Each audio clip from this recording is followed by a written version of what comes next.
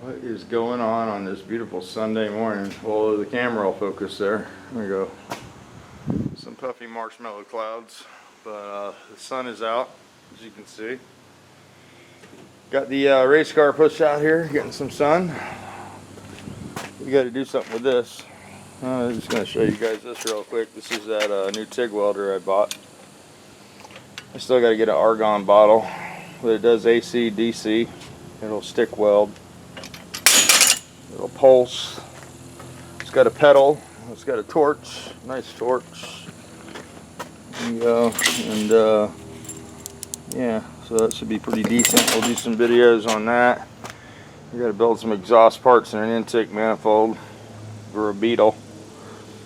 And yeah, instead of running the Knolls all the time, I figured I'd get something for here. Plus that'll be nice for sheet metal too. I think it'll be better than MIG welding once I get the hang of it. But anyway, we got the training for our bus. We're working on that this morning. So I got the transmission bolted up to the engine. There's the beautiful Rancho training, all new hardware, new flange seals, new hockey stick bushing and seal there on the front. They do not come with fluid in them, so be sure to pull the fill plug out and put gear lube in your tranny. We installed our release bearing on there. We greased that up nice and good, and that operates nicely. Put our belt and tube bracket on there, our preload tube, whatever you refer to it as. Bolted our mount up on the front there. I thought I lost that bad boy, but just misplaced it. It was in the engine compartment. So I have to run to the store and get some gear lube. It'll probably be easier to put it in at this point than under there. But I figure I make this run today, and it'll be much easier to do the paint work when it's running. That way we can pull it outside, wet sand it, and pull it back in. And, it's just easier when they run, just for some reason. Probably just a mental thing. We did pick up a ship bushing kit for this. A little urethane jobber there. Comes with urethane bushings, all new hardware, grub screw, and a new cage. You can see the old cage here is not in the best shape. There you can see it's sort of actually bent pretty good. And also the bushings are original, and they're the standard rubber type. So we'll upgrade those with the polyurethane. It's much more positive. So that's what we're doing today. We have the shifter. We also have to install the shifter. We're going to put an empty shifter in here. This is probably one of the last shifters that you can buy for a bus. I know there are a few Bergs floating around out there, and you can get the bug packs. But a lot of you might not be aware that empty bought bug packs, so that stuff's going to be going away. So if you can get a bug pack shifter, you might want to grab it now. But yeah, I got some Porsche parts, so we'll be doing that. Got some, got a fuel filter. Bought some coil packs. These are the coil. It's coil on plug, and I bought a set of plugs. This place is pretty good. Pelican Auto Parts, Pelican Bay. I don't know what the name of it is. Pelican something. But anyway, they're online there, and it's OEM replacement. And there you go, German. Can't get that with a Volkswagen, so you can still get decent quality parts for this car. So we're going to put some coil packs on there. It doesn't need them, but it's one of those things that go bad with the mileage that it has on it. Got a Mall fuel filter, really nice quality. And set of Bosch plugs. Got multi-ground straps on them. We'll see how this works out. And hopefully these parts are decent and I can continue to order from them, because the quality looks pretty good and they delivered them promptly. Somebody asked me about if I checked the oil filter, because these cars are famous for an IMS bearing issue, and you American car guys are like, what the hell is that? Yeah, it's the balance shaft in the motor. Has a ball bearing on the bell housing end of the engine where it supports the shaft, and what happens is that bearing goes bad on you know, if you read different websites, it's every car made, and if you read Porsche's website, it's 1 to 10% of the cars produced. I've changed the oil, I guess, 3 times now, and you know, I always check the pleats for any kind of debris or anything, and I'm gonna plan on doing the LN Engineering upgrade. They have a bearing that is not encapsulated and it gets direct lubed. There's a couple companies that have them, and I'm probably going to do that upgrade when I put a clutch in. Doesn't need it yet, and when it needs a clutch, I'll go ahead and do the IMS bearing upgrade. But I haven't seen any issues, and it's been quiet.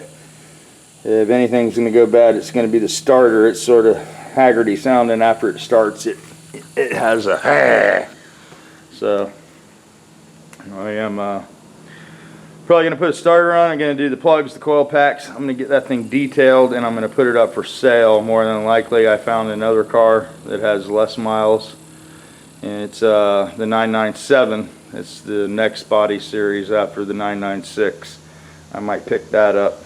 Although that car has the same, you know, IMS bearing issue, and it's encapsulated into the motor. You can still service it, but it requires machining the back of the block, and it's more involved. But the cars are a little bit nicer. So anyway,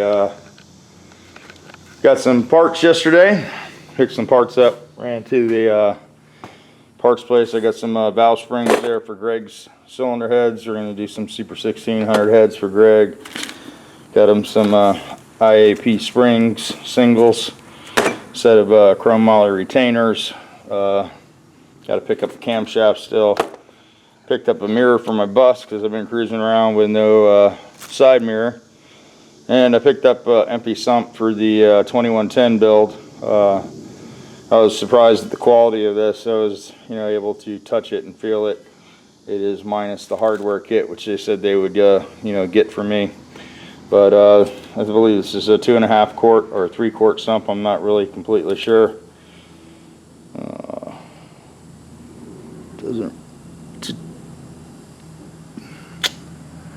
Well, there you can pause it and read it.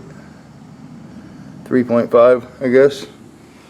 I don't know, $100 and some change. It'll give me some extra oil volume that we're going to need on this bigger motor. Anytime you go with the bigger motor and you know you're going to run the RPMs up a little higher with the high volume pump, it's very easy to suck the stock amount of oil out of the stock location in the bottom of the case. It's just not enough oil for the pump with the RPM combination. It can suck this dry and get air to the bearings, which is never good. And the sump hangs down a little bit also, and it gets a little airflow over it, which helps keep the oil a little bit cooler. Plus you get the added benefit of having 6.5 quarts in your motor instead of 3. So sump's a really good idea, easy to install. It's something that you could do on the weekend at your house. There's several different types of sumps. The only thing that you need to keep in mind when you put a sump on your motor, you want to be very careful not to jack the motor up by the bottom of the sump. You know, if the sump's not very robust at the top there, it can break. So that is one thing to look out for. I think I have a thinner sump, which I'll dig out and I'll do a comparison for you, and you can see the difference of why it would be an issue if you were trying to jack the motor up with the wrong one. So anyway, I'm going to keep this short. Hope everybody's having a great day. Push that record button. I'm going to answer some questions on my videos. I think I'll do an answer the question video. I haven't done that in a while. I know there's a few guys doing that now again, and the viewers seem to like that. It lets their video a little shout out, and then I can read your comment and respond to your comment. You know what I mean? Being that I'm sort of dyslexic and it's hard for me to type a lengthy response, but I can look at your comment, read it, and give you a response on video, which makes it a little easier for me. But anyway, we'll do that a little later. I just want to say thanks for the interaction lately on the videos. It's really good to have some of my old viewers back. You know, I realize that probably you know, looking back at some of my older videos that I have a bad habit of talking at people instead of to them.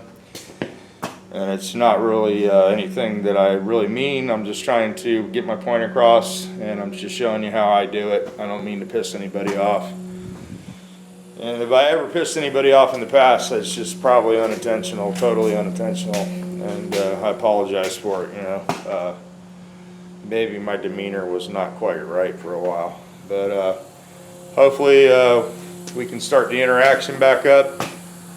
Can start making some videos, maybe a few how-to videos or whatever. How do I do it? I don't like to call them how-to videos because somebody always has a different way to do something.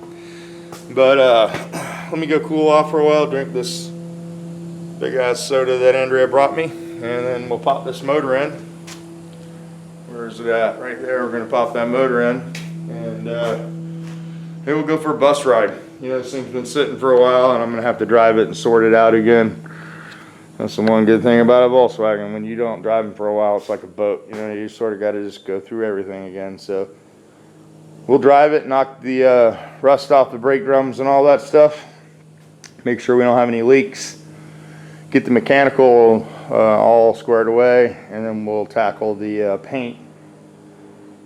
Monday, tomorrow, I'm going to get the paint door eye match. I pulled that off. We're going to get a profit on that. Or Andrea's going to try to mix some paint up. We got the front all primered up and stuff, so we'll just take it outside, give it a little block, and scuff it for the blend. And this happy bus should be going back to its family soon, because I know they want to drive it. They missed their bus. So hopefully this video wasn't too long. Thanks for sticking with me. And again, if I came off a little harsh in the past, I apologize. I didn't mean to. Sometimes that's just the way I come across. And it's not about telling you guys how to do anything. It's just showing you what I do. And if it helps you a little bit, that's cool. And I know I've pissed people off in the past. And they don't make videos. They don't comment on videos anymore. And it's a shame, because they had some good information. And I think they just misunderstood me more than anything. But anyway, I apologize if I came across harsh. And we'll try to take a different direction from here out. So anyway, you guys make the best of Sunday. Push that record button, get out in the garage, do something. And if you need a cat, let me know.